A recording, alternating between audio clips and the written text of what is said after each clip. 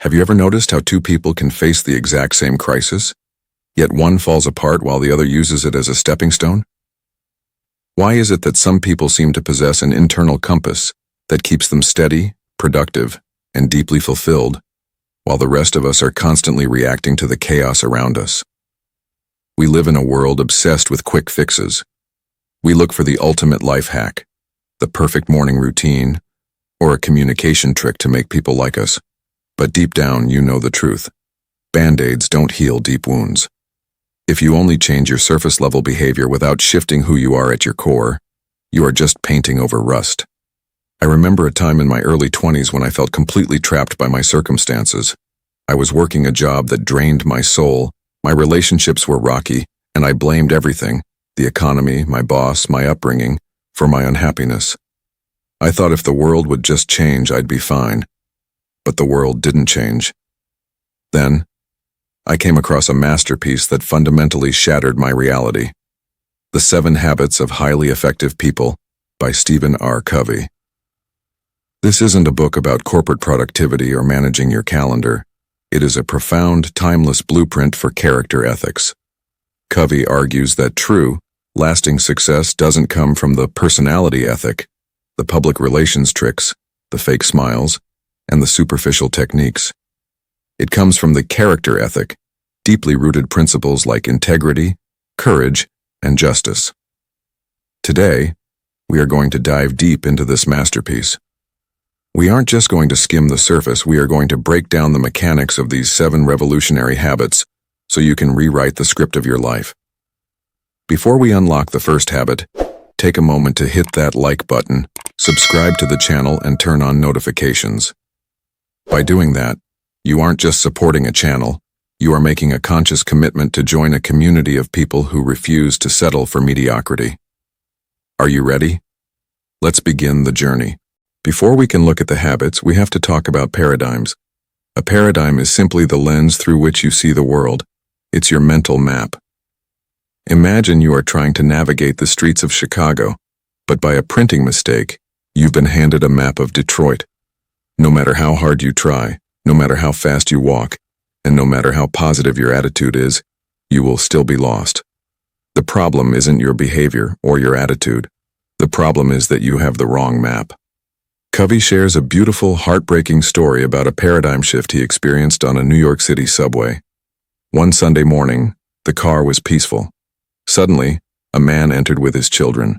The kids were yelling, throwing things, and disrupting everyone, while the man just sat there with his eyes closed, doing nothing. Everyone in the subway car felt an immediate surge of irritation. Covey looked at the man and said, "Sir, your children are really disturbing people. Could you control them a little?" The man lifted his gaze as if awakening to the situation and said softly, "Oh, you're right. I guess I should do something. We just came from the hospital where their mother died an hour ago. I don't know what to think, and I guess they don't know how to handle it either." In an instant, Covey's map changed. The irritation vanished. It was replaced by deep compassion and empathy. That is a paradigm shift. To change your life, you must first change your lenses. Let's talk about the foundation of all success, being proactive. Most people are reactive. If the weather is good, they feel good. If someone treats them well, they are in a great mood. If their boss yells at them, their entire week is ruined. They are like a leaf blowing in the wind, driven entirely by external stimuli. But proactive people carry their own weather with them. They understand a fundamental psychological truth. Between stimulus and response, there is a space. In that space lies our power to choose our response. Stimulus. Space. Your power to choose. Response. Think about it this way. A few years ago, a close friend of mine launched a small digital marketing agency. He poured his life savings into it. 6 months later, a massive platform algorithm update wiped out 80% of his clients' visibility overnight. A reactive person would have thrown their hands up, cursed the platform, blamed the tech landscape, and quit. But my friend took a deep breath. He realized that while he couldn't control the algorithm, he could control how he adapted his services. He spent 48 hours straight redesigning his entire business model around email marketing and direct outreach. He didn't waste an ounce of energy complaining. Today, his agency is 3 times larger than it was before the crash. Covey introduces the concept of the circle of concern and the circle of influence. Your circle of concern includes everything you worry about: the news, the economy, the weather, or what people think of you. Your circle of influence contains the things you can actually do something about: your health, your work ethic, your attitude, and your habits. Proactive focus. Reactive people focus on the outer circle, magnifying problems they can't control, which causes their inner circle to shrink. Proactive people focus intensely on the inner circle. By changing themselves, their influence naturally expands outwards. To apply this today, pay attention to your language. Eliminate reactive phrases like, "I have to," "I can't," or "He makes me so mad." Replace them with proactive language. "I choose to." Let's look at our options, and I can control how I respond to this. Imagine walking into a room and realizing you are at a funeral. You walk up to the casket, look inside, and suddenly, you freeze. You are looking at yourself. This is your funeral, 3 years from today. Now think deeply. What do you want your spouse, your children, your best friend, and your coworkers to say about you? What kind of character do you want them to remember? What differences did you make in their lives? If you don't, begin with the end in mind. You run the risk of climbing the ladder of success, working yourself to the bone, only to realize when you reach the top that the ladder was leaning against the wrong wall. I remember my father's life as a powerful example of this. He was a brilliant, hardworking corporate executive. He spent his entire adulthood chasing the next promotion, the bigger bonus, and the loftier title. He thought he was doing it for us, but he missed the school plays, the family dinners, and the quiet weekend mornings. When he finally retired, he had the big house and the massive bank account, but his relationships with his children were distant and formal. He confessed to me later in life, "I won the game, but I realized too late that I was playing the wrong sport." Covey emphasizes that all things are created twice, first as a mental creation, and second, as a physical creation. Think of a house. Before a single brick is laid, a blueprint is drawn. If you don't intentionally design the blueprint of your life, you let other people, society, and random circumstances write it for you. The ultimate tool to practice habit 2 is writing a personal mission statement. It is your personal constitution. It defines who you want to be, character, and what you want to accomplish, contributions. When you are anchored by a mission statement, you don't get tossed around by life's daily storms because your destination is already locked in. Now that you are proactive, habit 1, and you have a clear vision of your destination, habit 2, how do you manage your day-to-day life to get there? Habit 3 is the physical creation. It is the habit of execution and time management. Covey organizes our daily activities into a matrix based on 2 factors: urgency and importance. Most people spend their entire lives drowning in quadrants 1 and 3. They are constantly putting out fires or reacting to urgent tasks that aren't actually important to their long-term vision. They mistake movement for progress. Highly effective people focus heavily on quadrant 2. These tasks are important but not urgent. They don't scream for your attention. Things like working out, reading books, planning your week, or spending quality time with your family will never tap you on the shoulder and demand your time. You have to be proactive to carve out time for them. Let me give you a practical rule of thumb. Organize your life on a weekly basis, not a daily basis. Every Sunday night, look at the upcoming week through the lens of your key roles. As an individual, schedule time for your physical health and reading. As a parent, schedule a dedicated, uninterrupted date night with your child. As a professional, block out deep work time for your high-impact projects. By scheduling your quadrant 2 priorities first, you ensure that the trivial things can only fill the spaces left behind. Up to this point, habits 1, 2, and 3 have been focused on the private victory. They take you from a state of dependence, relying on others, to independence, taking responsibility for your own life. But true greatness requires a shift from independence to interdependence. We live in an interconnected world. We have to work with teams, build families, and navigate complex organizations. You cannot achieve massive, world-altering success alone. Before you can achieve a public victory, however, you must understand what Covey calls the emotional bank account. Just like a financial bank account, you can make deposits and withdrawals in your relationships. When you show genuine kindness, keep your promises, and listen intently, you make deep deposits. Trust builds. Even if you make a mistake later, that reserve of trust bridges the gap. But if you are discourteous, break your word, or talk behind someone's back, your account becomes overdrawn. Trust evaporates and every interaction turns into a minefield. Keep this bank account in mind as we transition into the habits of public success. Most people view life as a competitive arena. They operate from a win-lose paradigm. If I win, you must lose. It's a scarcity mindset, built on the assumption that there is only one pie, and if you get a big slice, there's less for me. But habit 4 is about thinking win-win. It's an abundance mindset that believes there is plenty of success, recognition, and opportunity for everyone. It's the commitment to find solutions that leave both parties fully satisfied. Let me share a quick story from my corporate days. Our marketing department was at war with the sales department. Marketing felt sales was lazy and failing to close the leads they generated. Sales felt marketing was out of touch, sending them low-quality leads. It was a classic win-lose battlefield, and the entire company was bleeding money because of it. One afternoon, the two department heads sat down. Instead of pointing fingers, they chose to look for a win-win agreement. Marketing agreed to reduce total lead volume, but meticulously filter them based on exact parameters the sales team needed. In return, the sales team committed to contacting every lead within 2 hours and logging detailed data back into the system. Within 3 months, sales surged by 40%, and both department heads received massive bonuses. They stopped competing against each other and started solving the problem together.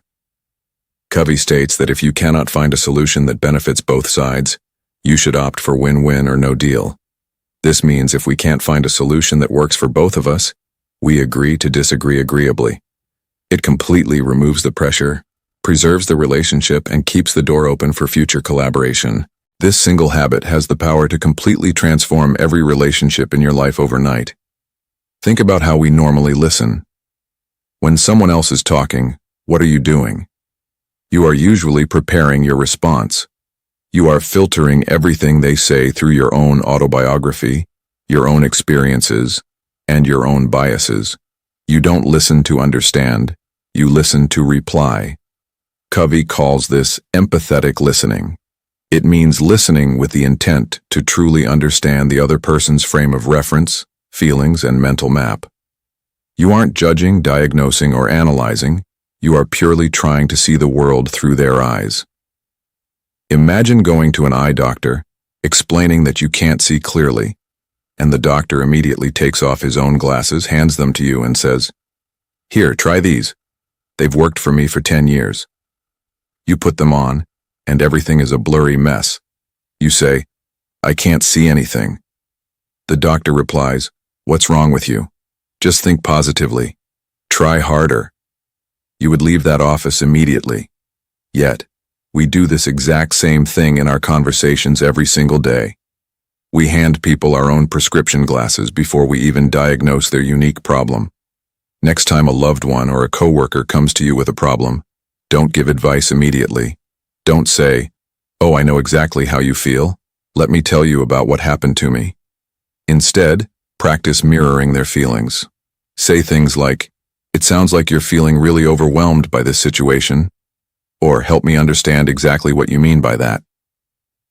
When you give someone psychological air, their defensiveness drops, trust skyrockets, and real solutions emerge naturally. When you combine the proactive mindset of habit 1, the mutual trust of think win-win, and the deep empathy of habit 5, you arrive at the peak of personal and professional growth. Synergy. Synergy is the concept that the whole is greater than the sum of its parts. It means that $1 plus $1 can equal $3, $10, or even $100. Think about plant roots. If you plant two plants close together, their roots commingle and improve the quality of the soil, allowing both plants to grow much larger than they ever would have grown if they were separated. Think about two pieces of wood. A single beam can hold a certain amount of weight, but when you fasten them together, they can support a load far greater than the weight of those two separate beams combined. Synergy is not just compromise. In a compromise, $1 plus $1 equals $1.5. Both parties give up something to get along. Synergy is about creating a brand new, superior alternative that neither party could have imagined on their own. The key to unlocking synergy is valuing differences. If two people have the exact same opinion, one of them is unnecessary. When someone disagrees with you, your immediate reaction shouldn't be defensiveness. Your proactive reaction should be curiosity. Wow, you see this completely differently than I do. Share your map with me. I want to see what I'm missing. When you combine different perspectives, talents, and backgrounds, you create a superpower that drives breakthrough innovation and unparalleled teamwork. Imagine walking through a forest and encountering a woodcutter working frantically to chop down a massive tree. He is sweating, groaning, and visibly exhausted. You ask him, "How long have you been at it?" He replies, "Over 5 hours, I'm completely wiped out." You look closely at his tool and say, "Your saw looks incredibly dull. Why don't you take a 15-minute break and sharpen it? I'm sure you'd cut it down twice as fast." The man pants heavily and barks back, "I don't have time to sharpen the saw, I'm way too busy sawing." This sounds ridiculous, but look closely at your own life. How often do we say we are too busy working to read a book, too busy surviving to exercise, too busy managing stress to meditate or pray? Habit 7 is sharpen the saw. It is the habit of continuous, balanced self-renewal across the 4 primary dimensions of your life. The physical, eating nutritious food, getting deep rest, and exercising regularly to build endurance and strength. The spiritual, spending time in nature, meditating, praying, or engaging with art and music to realign with your core values. The mental, reading great literature, writing, learning new skills, and organizing your thoughts to expand your intellect. The social emotional, deepening your relationships, making regular deposits into emotional bank accounts, and practicing empathy daily. This is the habit that makes all the other 6 habits possible. If your saw is dull, it doesn't matter how proactive you are or how brilliant your goals are. You will burn out long before you reach your destination. Taking an hour out of your day to sharpen your saw isn't selfish. It is the ultimate act of high-impact leadership. When you integrate these 7 habits into your daily life, a profound transformation takes place. You shift from a reactive spectator to the ultimate director of your own destiny. You begin living out of your imagination and your values, rather than your memory and your past wounds.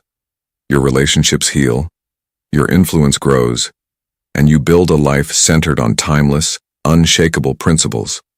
But remember, this isn't a checklist you complete in a weekend. It is a continuous, upward spiral of growth. Every day presents a new opportunity to choose proactivity, to remember your end goal, to prioritize what truly matters, and to connect deeply with the people around you. The script of your life is not written by your boss, your genes, your past failures, or your current circumstances. The pen is firmly in your hand. I want to thank you for spending this time with me today. Now I have a question for you. Which of these 7 habits do you need to work on the most right now? And what is one specific action you will take today to practice it? Drop your answer in the comments below. I read every single one, and our community thrives when we share our journeys. If you found this video valuable, hit that like button, share it with someone who needs a paradigm shift, and subscribe to join us on this incredible path of growth. Keep sharpening your saw, stay proactive, and I will see you in the very next video.